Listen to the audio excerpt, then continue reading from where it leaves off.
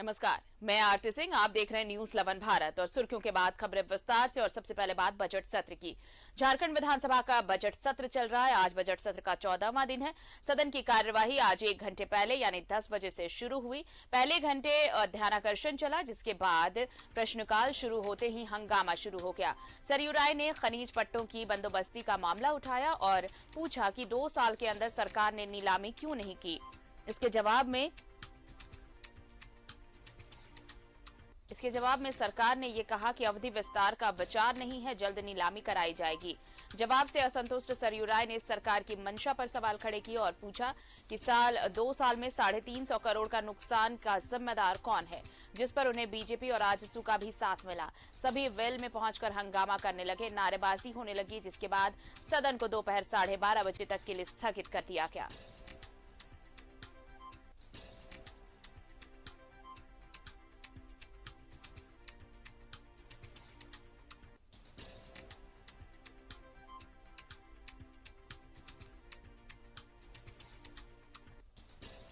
और चलिए सीधे चलते हैं विधानसभा परिसर। हमारे साथ सहयोगी विपिन उपाध्याय जुड़ रहे हैं, सीधे उनका रुख कर लेते हैं। विपिन, देखिए आज सदन में बहुत सारे मुद्दे उठाए गए, खासकर पत्थर खदान क्लस्टरों के सीओटी रद्द करने का मामला जब गूंजा तो सरयू को साथ मिला विपक्ष का भी, और सब वेल में आकर हंगामा करने लगे। इसके अलावा और क्या कुछ खास रहा?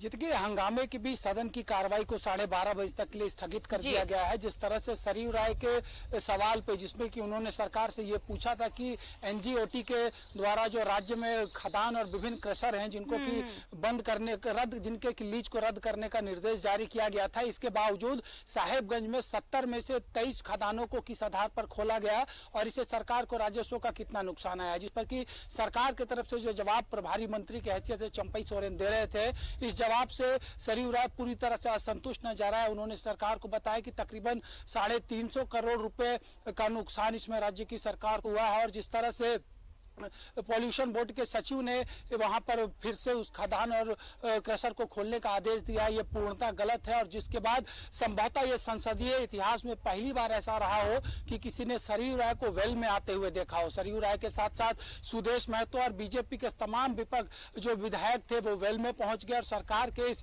उत्तर को चुनौती देने पे बीजेपी के जो विधायक और सरयू राय थे वो उतारू हो गए थे। जिसके बाद आसन से नियमन दिया गया कि जो प्रश्नकर्ता है यानी कि सरयू राय जो प्रभारी मंत्री है इस सवाल के, उनके साथ उनके कक्ष में बैठकर जो अधिकारी है जो इनका की इन सवाल से वास्ता है, उन्हें बुलाकर जो भी कमियां हैं उसे दूर करने के लिए जो है वो बात कर सकते हैं। लेकिन इसके बावजूद जब सदन के अंदर गतिरोध समाप्त नहीं हो रहा था, सदन के अंदर जब नारेबाजी देखने को मिली, तो स्पीकर ने सदन की कार्रवाई को 12:30 बजे तक के लिए स्थगित कर दिया है। इससे पूर्व आज क्योंकि जो लंबी फहरिस्त ध्यानाकर्षण की सूचनाओं की थी, उसको देखते हुए सदन को 10 बजे ही आहूत किया गया था।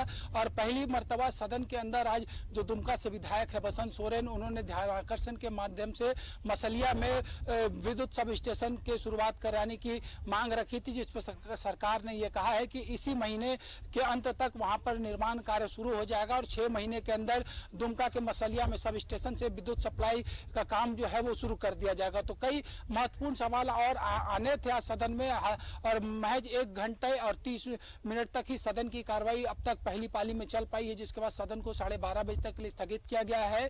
12:30 बजे से ध्यानाकर्षण की सूचनाएं फिर से सदन में लाई जाएगी और जिस तरह का रुख अभी देखने को मिला है बीजेपी के विधायकों का, तो निश्चित तौर पर ये उम्मीद बहुत कम ही है कि 12:30 बजे भी जब सदन की कार्रवाई शुरू हो पाएगी तो जिस सुचारू रूप से सदन चल पा रहा था वैसी व्यवस्था फिर यहाँ पर देखने को मिलेगी। चलिए, तो अब जब दोबारा सदन की कार्यवाही शुरू होगी विपिन, तो और भी तस्वीरें हम दिखाएंगे। फिलहाल तमाम बातचीत के लिए बहुत बहुत शुक्रिया आपका।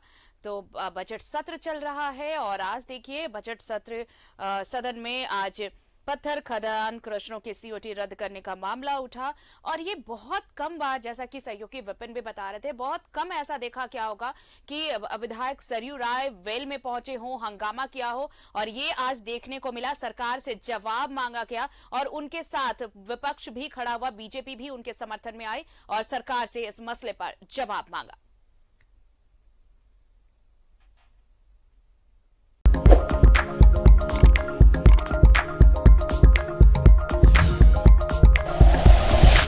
like and share videos, subscribe करें हमारा चैनल और प्रेस करें बेल आइकॉन। न्यूज़ 11 भारत, सच है तो दिखेगा।